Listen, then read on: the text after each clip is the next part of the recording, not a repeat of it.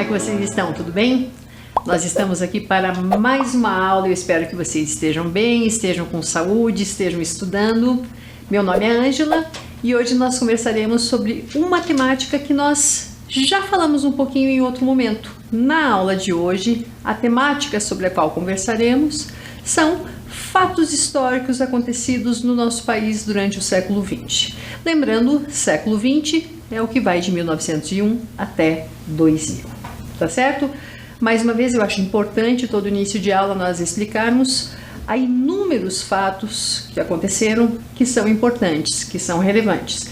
Então aqui a gente fala sobre alguns deles e, obviamente, de uma maneira muito breve, muito sucinta. Então eu sugiro a vocês pesquisarem mais sobre o que a gente conversar, sobre o que for mostrado, ir atrás de vídeos, de textos, enfim. São fatos importantes e conhecer a nossa história é a melhor maneira para construir um presente e um futuro melhor.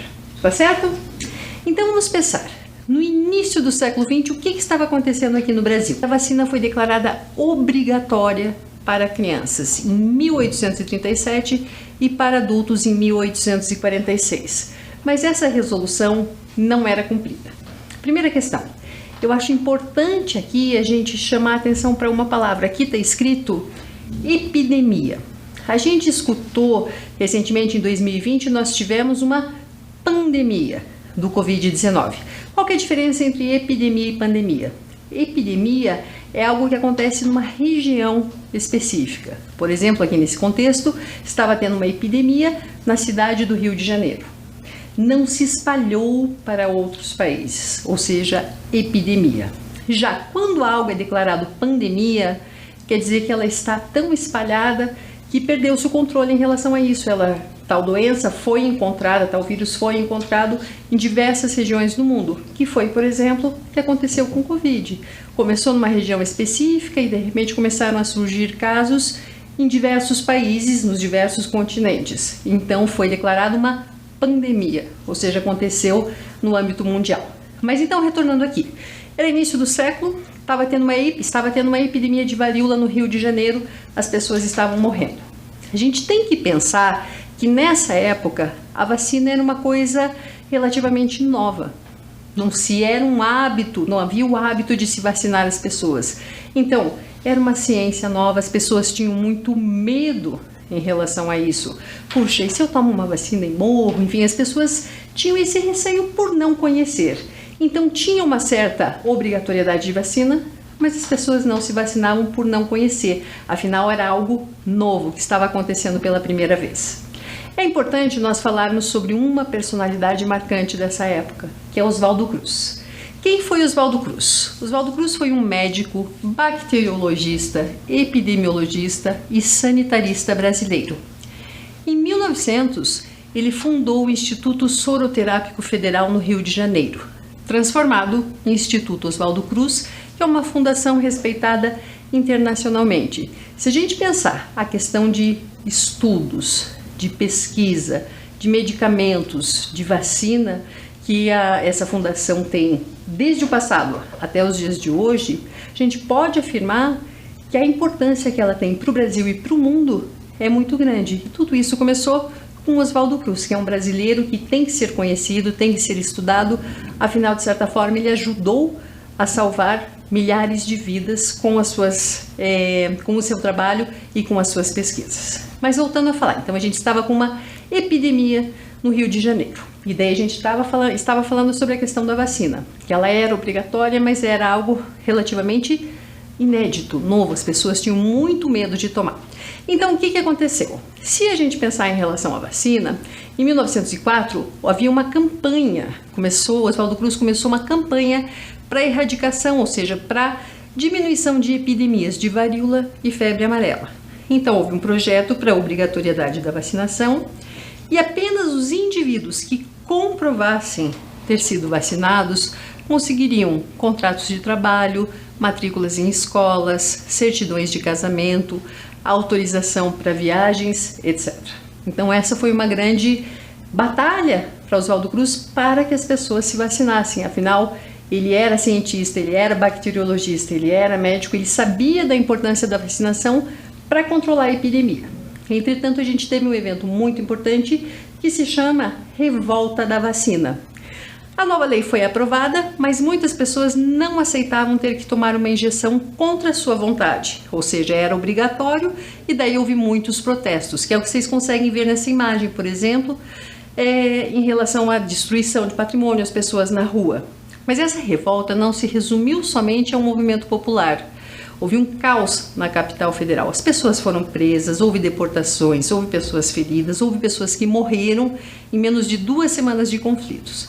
E daí o então presidente da República do Brasil, Rodrigues Alves, que ele foi presidente de 1902 a 1906, se viu obrigado a desistir da vacinação obrigatória. Ou seja, a gente tinha uma epidemia, a gente tinha cientistas, de certa forma, incentivando e fazendo com que as pessoas tomassem a vacina. Então, houve a obrigatoriedade por lei. As pessoas, com receio dessa novidade que era a vacina, se rebelaram, resolveram não acatar isso. Então, foram às ruas, destruíram coisas, houve, de certa forma, um caos na cidade do Rio de Janeiro, que era a capital na época. E devido a esse caos, obviamente, o presidente se viu forçado a revogar essa lei da obrigatoriedade. Mas eu acho que é importante a gente refletir sobre um aspecto. A gente tinha uma epidemia, a gente tinha, de certa forma, uma lei obrigando as pessoas a se vacinar e as pessoas se recusavam a se vacinar. O que ocorreu isso? Por que aconteceu isso? O que as pessoas fizeram? A vacinação, de certa forma, vinha crescendo e caiu muito depois da tentativa de se torná-la obrigatória. Em 1908, com essa não obrigatoriedade, o Rio de Janeiro foi atingido pela mais violenta epidemia de varíola de toda a história. E o povo correu para ser vacinado em um episódio avesso à revolta da vacina. Então eu acho que é uma questão que a gente tem que refletir muito em relação a isso. Eventualmente pode ser que a gente encontre pessoas que são contra a vacinação, mas comprovadamente a gente tem que acreditar na ciência. Ela evita epidemias, ela evita pandemias, ela salva a vida. É só a gente pensar em relação a isso. No início do século passado, havia uma epidemia, as pessoas estavam pouco a pouco começando a se vacinar, foi imposta uma obrigatoriedade para as pessoas se vacinarem, consequentemente isso assustou muitas pessoas e a vacinação caiu abruptamente. Com essa queda na vacinação, os números de infectados subiu muito. E daí, com uma contrariedade, as pessoas perceberam a importância da vacina e começaram a se vacinar. Então é algo muito importante que a gente tem que refletir. Isso se a gente pensar no início do século passado, isso era 1904, 1908, a gente está em 2022 e tem pessoas que ainda pensam assim. Para explicar um pouquinho melhor, eu vou mostrar um vídeo para vocês que mostra bem e explica bem sobre o episódio da revolta da vacina. Assistam comigo.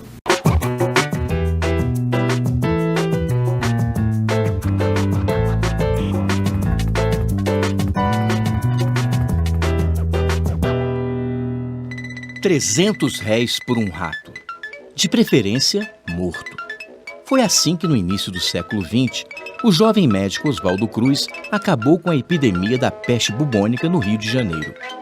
A experiência foi um sucesso, ainda que alguns aproveitadores criassem ratos em seus quintais, só para ganhar alguns trocados. Por essas ruas, vou comprando rato. Mas a sua trajetória não foi fácil. Em 1899, depois de estudar microbiologia em Paris, no Instituto Pasteur, ele volta ao Brasil decidido a combater uma série de doenças que matavam milhares de pessoas todos os anos. A situação é complicada, inclusive na economia. Alguns navios estrangeiros se recusam a parar em nossos portos, depois que a tripulação do cruzador italiano Lombardia foi quase toda dizimada. Oswaldo inicia sua luta exterminando os roedores nos portos de Santos e do Rio e controlando os surtos de peste bubônica. Sua fama se espalha. Em 1903, assume o cargo de diretor-geral de saúde pública, com o desafio de acabar com uma outra epidemia, a da febre amarela. Alguns dias depois, ele toma uma atitude polêmica. Descontente com os métodos tradicionais de saneamento, ele resolve viajar a Havana, capital de Cuba, para estudar como a cidade havia acabado com o surto da doença. Naquela época, acreditava-se que o vírus fosse transmitido pelo ar ou pela água, até que o médico cubano Carlos Finlay descobrisse que o inimigo era outro: o mosquito Aedes aegypti. Oswaldo volta ao Rio e começa a lutar com o que tem. Organiza uma brigada de carroças pulverizadoras para limpar os focos de pernilongos e isola os doentes em cubículos. A imprensa pega no seu pé, mas o número de pessoas infectadas diminui rapidamente. Faltava ainda um desafio maior: vencer a varíola. E o único remédio era a vacina, ainda uma novidade para os brasileiros, mas já fabricada na França há algumas décadas, a partir do vírus da varíola da vaca. A repercussão é negativa. Ninguém queria colocar dentro do corpo o vírus da doença, ainda mais de um animal. Nem mesmo o intelectual Rui Barbosa. Mas não havia outra saída. Para conter o número crescente de mortos, o Congresso aprova uma lei tornando obrigatória a vacinação. As brigadas sanitárias começam a entrar nas casas e vacinar as pessoas à força. A revolta é geral. Mulheres se recusam a mostrar o braço aos vacinadores e muita gente que morava em lugares insalubres tem suas casas demolidas. O conflito toma proporções gigantescas, com tiroteios e quebra-quebra em todas as partes da cidade. Os cadetes da Escola Militar de Praia Vermelha, descontentes com o rumo que a República havia tomado, aproveitam o caos e tentam derrubar o presidente Rodrigues Alves. O governo reage com mão de ferro, decreta estado de sítio e manda revoltosos, descontentes e, de quebra, alguns desempregados para uma jornada de trabalho forçado no estado do Acre.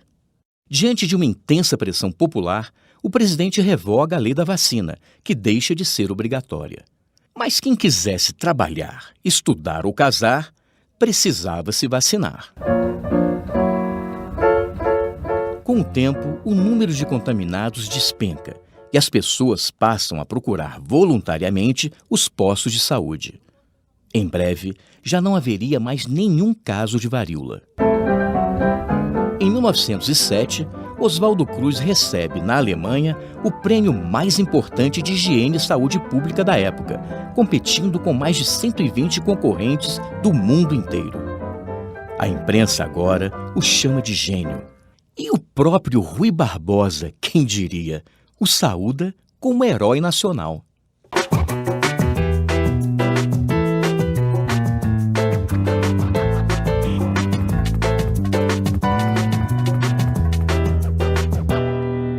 Interessante esse vídeo, né? Eu acho que ele mostra de uma maneira muito clara sobre o que foi esse episódio da revolta da vacina, que foi tão importante para o Rio de Janeiro e para o nosso país. Mas então, falando sobre essa questão da vacina, da revolta da vacina, a gente falou um pouquinho sobre Oswaldo Cruz e eu acho que é primordial, essencial nós falarmos sobre o Instituto Oswaldo Cruz, que ele foi fundado em 1900, também é conhecido muitas vezes por Fiocruz. É um instituto, uma organização que gera conhecimento, produtos e serviços na área biomédica para atender às necessidades da saúde da população brasileira. Essa fundação, por exemplo, entre as pesquisas que ela tem, a gente pode pensar, a gente teve um evento recente, que foi o episódio da pandemia de Covid, ela foi muito essencial em relação a isso, em relação à questão das pesquisas e da vacina. Essa fundação tem mais de 1000 projetos de pesquisa e desenvolvimento tecnológico e trabalha no controle de doenças como AIDS, malária, doença de Chagas, tuberculose, hanseníase, sarampo, rubéola, esquistossomose, meningites e hepatites, entre outras. Ou seja, a gente pode imaginar o quanto esse instituto é importante para salvar vidas. Então é essencial que nós brasileiros conheçamos sobre esse instituto e outras organizações. Afinal, elas vêm salvando vidas há mais de 100 anos, há mais de um século. Vamos assistir um vídeo que explica um pouquinho sobre o que é essa fundação, o que é esse Instituto Oswaldo Cruz? Acompanhe comigo. Nem todos sabem, mas a Fundação Oswaldo Cruz, a Fiocruz, é referência em pesquisas científicas na área de saúde e está presente em diversos estados brasileiros. Na série sobre a instituição, que completou 122 anos de existência nesta semana, a gente aqui do Repórter Brasil mostra a importância da integração nacional promovida pela Fiocruz para possibilitar a pesquisa e o ensino, principalmente quando se trata de doenças negligenciadas e também doenças tropicais. A reportagem é de Gilson Machado e Maurício de Almeida.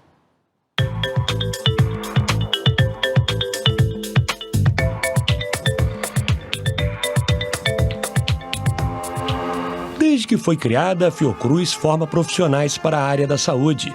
A ideia surgiu com Oswaldo Cruz. Ele acreditava que apenas produzir remédios e vacinas não seria suficiente para melhorar a saúde da população. Por isso, decidiu que a instituição também seria um centro de ensino. Atualmente, a Fiocruz oferece 48 cursos de mestrado e de doutorado e 31 de residência nas áreas médica, de enfermagem e multiprofissional. Todas essas unidades e escritórios da Fiocruz, elas fazem pesquisa e também tem algum tipo de ação educacional. Todas fazem formação, seja a formação para o SUS, para o Sistema Único de Saúde, a formação de profissionais de saúde, a formação de profissionais para gestão, seja a formação de cientistas, de pesquisadores, né?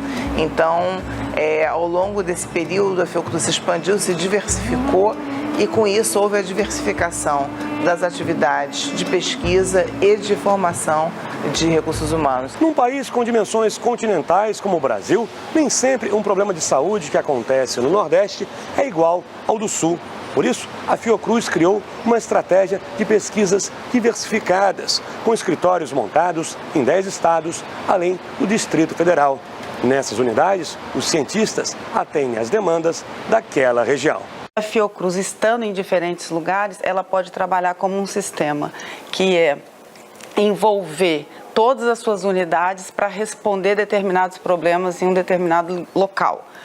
Vou dar um exemplo, Minas Gerais, né? A gente teve recentemente a epidemia de febre amarela, né? Concentrou-se muito lá. E a gente organizou um trabalho importante lá envolvendo colegas de Bilmanguinhos, colegas da Fiocruz de outros estados que nos ajudaram a responder as questões relacionadas lá à febre amarela. Na Fundação Oswaldo Cruz são desenvolvidos mais de 1000 projetos de pesquisas. Esses estudos ajudam a enfrentar doenças como AIDS, malária, tuberculose, hanseníase, sarampo, meningites, entre outras. No Amazonas, por exemplo, os cientistas atuam para melhorar a qualidade de vida das comunidades indígenas e ribeirinhas. Então nós temos cursos de capacitação, por exemplo, para agentes comunitários de saúde. Nós levamos também as pesquisas para entender a dinâmica de transmissão de doenças. Isso se faz levando as nossas pesquisas ou os nossos treinamentos e capacitações para as populações nos locais onde elas precisam que isso seja realizado. A gente sabe que a questão logística no Amazonas é algo bastante complexo, então é preciso muitas vezes estar perto dos nossos colegas.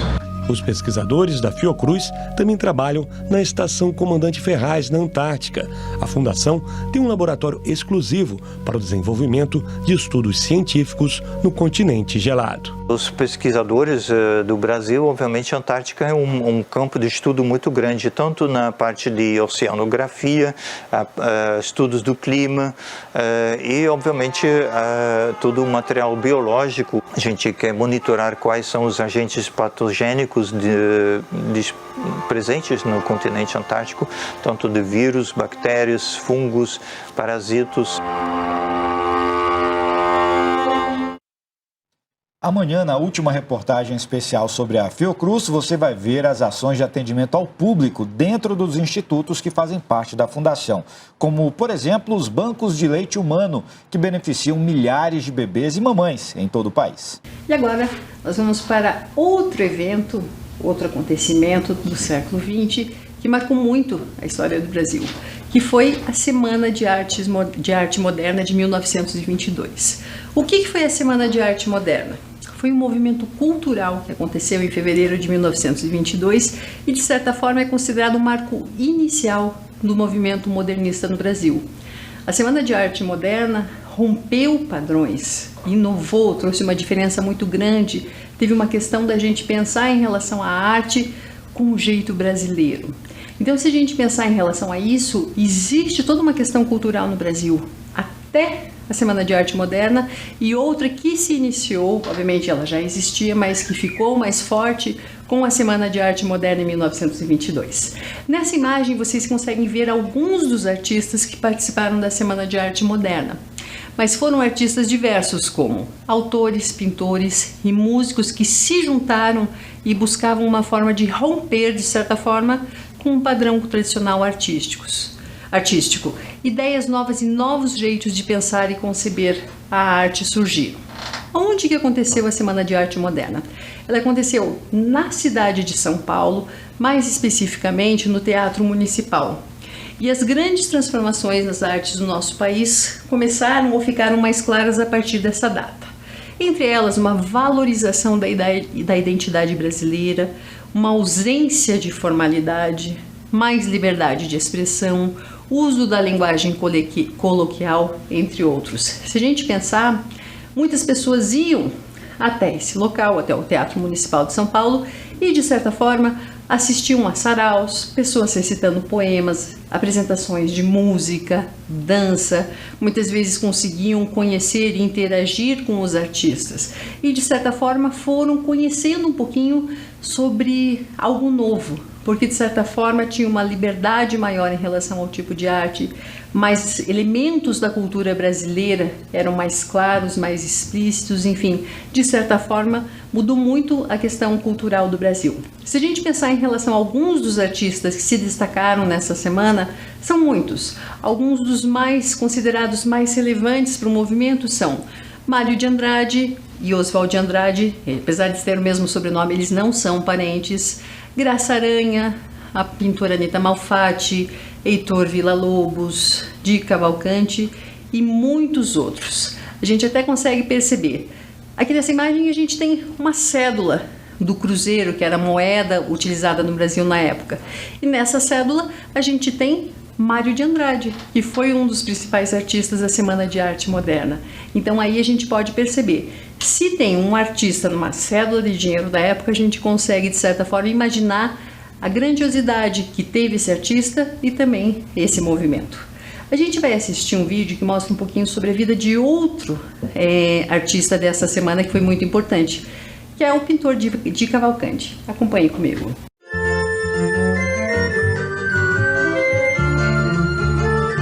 O Museu de Arte Contemporânea da Universidade de São Paulo é um dos museus mais importantes do estado de São Paulo e também do Brasil. E entre os autores que estão aqui no museu, a gente tem Di Cavalcanti, que foi um grande pintor modernista brasileiro.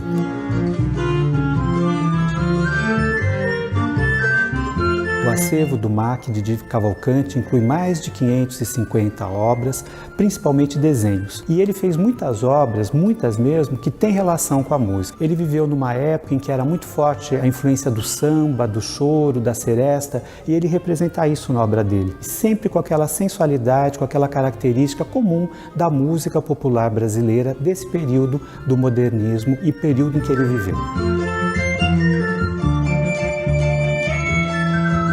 O Di Cavalcanti nasceu no Rio de Janeiro, veio para São Paulo para estudar Direito na faculdade do Largo São Francisco. Só que ele fez algum tempo a faculdade, deixou a faculdade e mudou para Ribeirão Preto. E lá, junto com alguns parentes, ele começou a ter uma vida bem mais boêmia. Ele foi para o Rio de Janeiro de volta e na Lapa, em Santa Teresa, ele teve contato com os bordéis, com o lado mais lírico da cidade, mais despretensioso. Ele gostou muito dessa atmosfera. E era uma atmosfera muito musical também, porque era onde tinha música popular. O Di Cavalcanti ele era chamado por Mário de Andrade como o menestrel dos tons velados. A arte do Di Cavalcanti era ligada a essa música urbana. Lembrar que o samba é o primeiro ritmo urbano, nascido na cidade com uma raiz negra. Ele retrata o nascimento desse novo ritmo. Estudar a produção do Di Cavalcanti a partir dos desenhos é também estudar um pouco da origem de como essa música urbana foi sendo estruturada.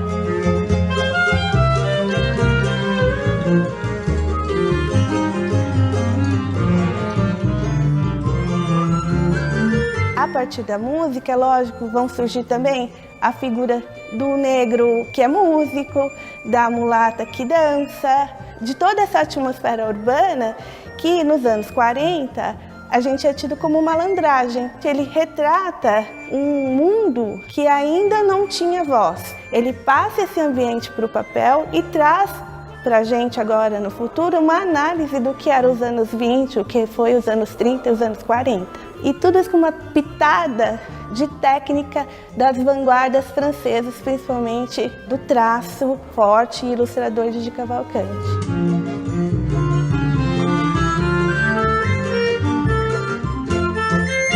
Então, a Semana de Arte Moderna foi em 1922. Nós tivemos inúmeros outros eventos que aconteceram depois disso. A gente teve, por exemplo, a Revolução de 1930, que foi extremamente importante para a história do Brasil. Mas, devido à questão tempo, como eu disse, foram inúmeros eventos, inúmeras pessoas sobre as quais nós tínhamos a necessidade de falar. A gente começa a falar um pouquinho sobre Getúlio Vargas. Acredito que vocês já tenham escutado falar sobre ele, já tenham visto em livros de história. E quem foi Getúlio Vargas? Getúlio Vargas foi o presidente de um governo provisório que houve em primeiro momento, de 1930 a 1934. Depois, de 1934 a 1937, houve um governo constitucional e ele foi eleito indiretamente presidente do país pela Assembleia Constituinte. Em 1937, Getúlio Vargas, obviamente com o apoio de muitas outras pessoas, efetivou um golpe de Estado, num regime que persistiu até 1945. Ou seja, a gente está vendo que o tempo está passando aí em diversos momentos, diversos anos, com Getúlio Vargas, de certa forma, tendo uma importância grande. De 1946 a 1950, a gente teve o general Eurico Gaspar Dutra como presidente. Em 1950, houve eleições presidenciais e Getúlio Vargas foi eleito. Até que, em 1954, militares liderados pelo brigadeiro Eduardo Gomes escreveram um manifesto, escreveram uma carta pedindo a renúncia de Getúlio Vargas. No entanto, Getúlio Vargas recusou, não atendeu esse pedido de renúncia, não cedeu à exigência dos militares. Então, de certa forma, havia um certo descontentamento em relação ao jeito que ele estava presidindo o nosso país, então houve o pedido para que ele renunciasse.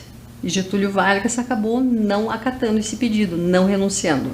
E o que aconteceu depois disso? Houve um episódio que, de certa forma, é muito importante, que foi o suicídio de Getúlio Vargas. Em 54, é lógico que há, de certa forma, divergências na história, mas acredita-se que ele suicidou-se com um tiro no peito e deixou uma carta encerrada com as seguintes palavras. A carta toda é muito bonita, e nessa carta ele escreveu: serenamente dou o primeiro passo no caminho da eternidade e saio da vida para entrar na história. Olha como é bonito isso. Então, por estar há tantos anos no poder, o suicídio de Getúlio Vargas causou uma comoção no país todo. Ele era uma das pessoas mais conhecidas e, obviamente, saber que o presidente, de certa forma, que havia a solicitação para ele renunciar e ele não tendo acatado isso, tendo cometido suicídio, foi um evento muito forte, muito marcante e, de certa forma, as pessoas se comoveram muito durante todo o país. É importante, pensando no que aconteceu no século passado no Brasil, mas também trazendo para o que acontece em muitos locais do mundo, é importante a gente pensar em relação à definição de democracia e a definição de ditadura. Se nós pensarmos em relação à definição de democracia, a definição diz que é um regime que se baseia na idade de liberdade e de soberania popular, ou seja, do povo. É um regime em que não existem desigualdades ou privilégios de classes. A democracia, em oposição à ditadura, permite que os cidadãos se expressem livremente. Por outro lado, a definição de ditadura diz que um governo que se utiliza da autoridade para suprimir e restringir os direitos individuais, definido pela soberania do poder executivo sobre o legislativo e o judiciário. Eu acho que a partir da premissa que a gente pensa, liberdade e não liberdade, vamos pensar sobre a nossa vida atualmente.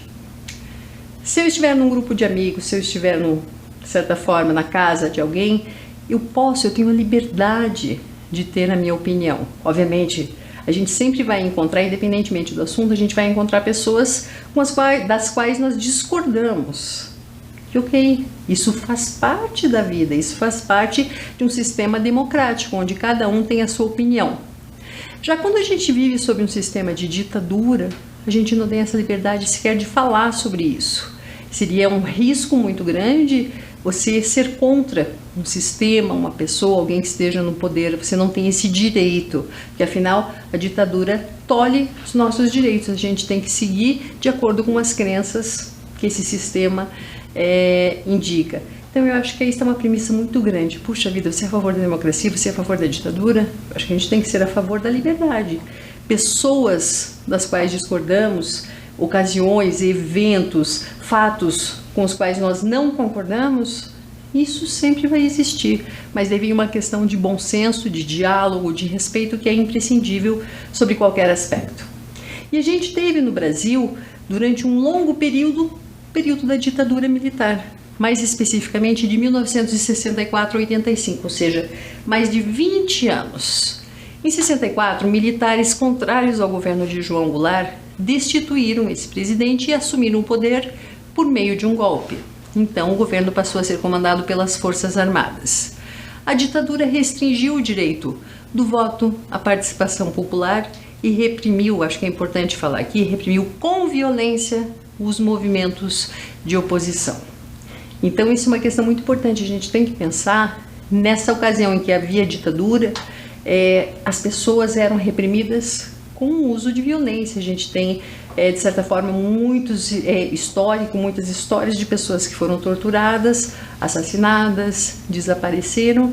E para mostrar um pouquinho mais sobre isso, eu vou mostrar um vídeo que mostra um pouquinho sobre o movimento de 64.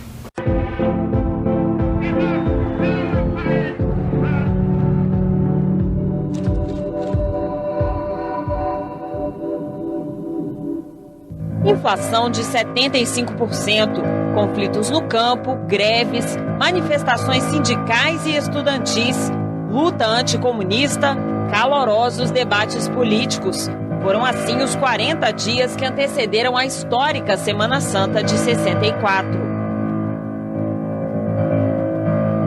Golpes não eram novidade na política brasileira. De 45 a 64 foram várias tentativas. João Goulart enfrentou resistências desde o início. Para tomar posse após a renúncia de Jânio Quadros, o vice-presidente teve que aceitar o parlamentarismo e dividir o comando com o primeiro-ministro nomeado pelo Congresso. Só após 2 anos, Jango reconquistou o poder por meio de um plebiscito em janeiro de 63. Você que tem o direito de escolher o seu presidente e o seu governador. Compareça dia 6 e marque não. O país assistia a discursos e episódios cada vez mais extremistas. Era uma luta radicalizada dos dois lados, da esquerda e da direita, né? Jango pediu ao Congresso autorização para governar em estado de sítio. O estado de sítio significa a suspensão das garantias regulares, as garantias constitucionais regulares, e amplia o poder do executivo. Isso tudo ajuda a construir um caldo de cultura desfavorável à própria democracia e a ampliação da desconfiança recíproca entre esquerda e direita. Mas sem apoio, o presidente retirou o projeto e buscou o respaldo sindical e popular. No comício de 13 de março de 64, anunciou as reformas de base para 250 mil pessoas na Central do Brasil. O governo reafirma seus propósitos inabaláveis de lutar com todas as suas forças pela reforma da sociedade brasileira. Os discursos inflamados no Rio de Janeiro ecoaram aqui em Brasília. 2 dias após o comício, Jango cobrou do parlamento as mudanças na Constituição. Desta vez, durante a abertura dos trabalhos legislativos. Na mensagem enviada ao Congresso, o presidente voltou a defender as reformas política, bancária, universitária e a mais polêmica delas, a reforma agrária. Foram propostas concretas, eu diria arrojadas, no sentido de que ia na contramão do que pensava o Congresso e do que pensavam as forças reacionárias que tinham uma maior expressão no Brasil. Para a oposição, Jango queria impor as reformas ao Congresso e implantar uma ditadura no Brasil. Não estamos dispostos, senhor presidente, a deixar que as instituições republicanas sejam envolvidas no maremoto da demagogia e da sedição. A turbulência política e o medo das reformas aumentaram um grupo de apoiadores do golpe. Empresários, industriais, políticos, profissionais liberais, parte da igreja e a nascente classe média. Grupo que saiu às ruas de várias cidades brasileiras nas marchas da família com Deus pela liberdade. Os sindicatos trabalhistas e a União Nacional dos Estudantes defendiam o governo e as reformas. A semana do golpe começou com um quórum baixo no Congresso. De 470 parlamentares, apenas 169 estavam em Brasília. Naquele dia 30 de março, a defesa de Jango foi tímida, limitada a meia dúzia de oradores. Aqui na Câmara, o mais empenhado era Doutel de Andrade, líder do PTB, partido do presidente. A oposição, irritadíssima, furibunda, levanta aqui a inveja contra o senhor presidente da República. Faço uma advertência para que não tenham a coragem de botar a cabeça de fora, porque será decepada. A ameaça não surtiu efeito. Deputados e senadores de oposição incitavam as Forças Armadas. Se as Forças Armadas quiserem cumprir seu dever constitucional, nós cumpriremos o nosso, fazendo aquilo que está no nosso alcance. Mas o que levou as tropas mineiras a iniciarem o movimento foram as palavras de Jango na noite de 30 de março. Enganam-se redondamente aqueles que imaginam que as forças da reação serão capazes de destruir o mandato que é do povo brasileiro. O discurso a militares de baixa patente no Automóvel Clube do Rio de Janeiro foi o último de Jango como presidente do Brasil.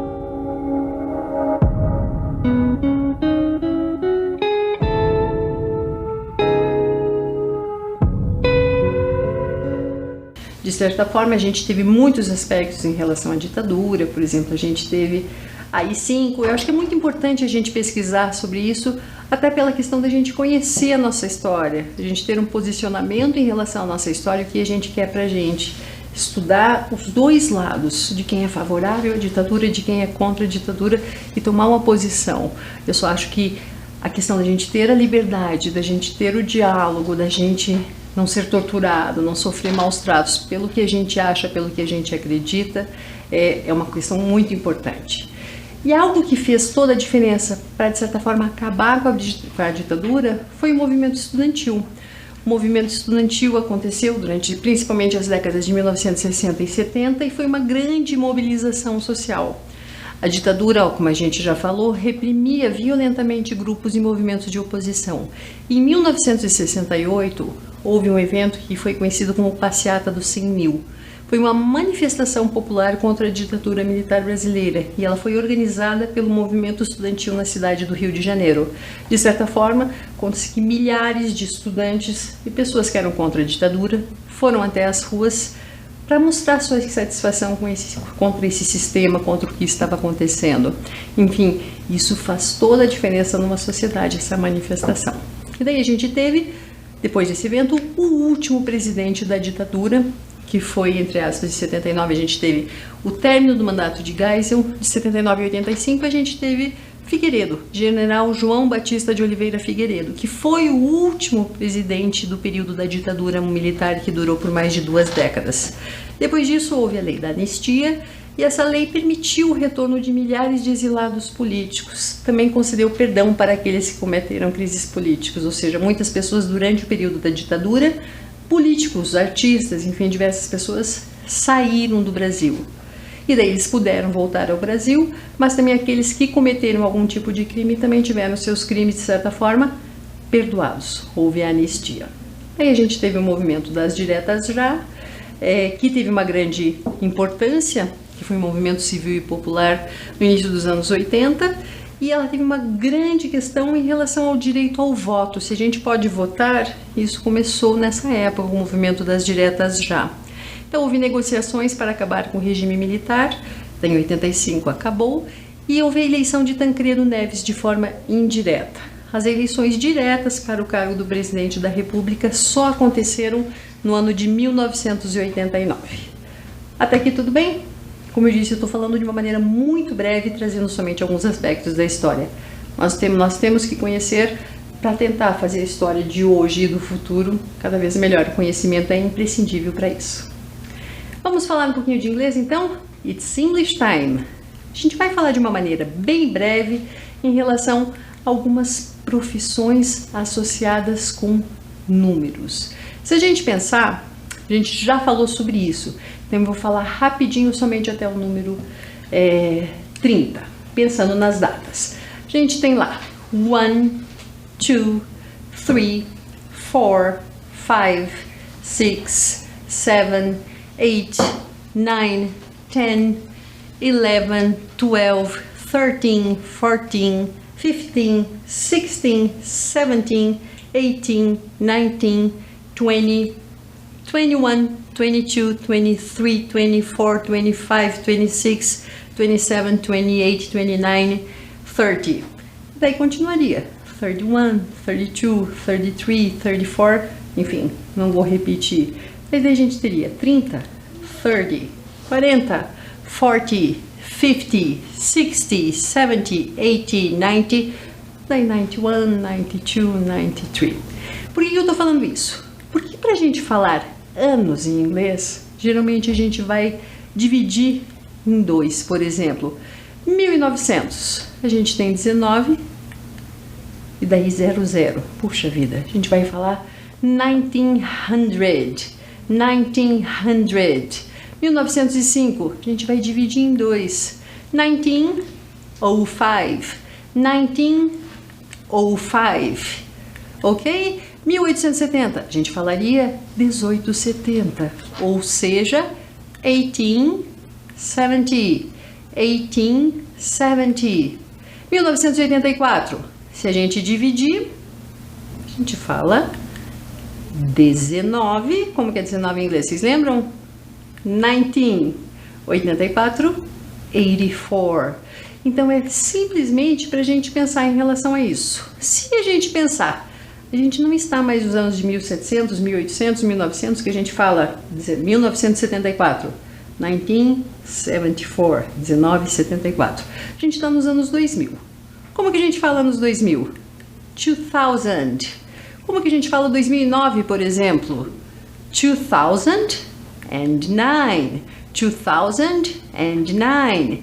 Vamos lá? 2021. 2021. 2021.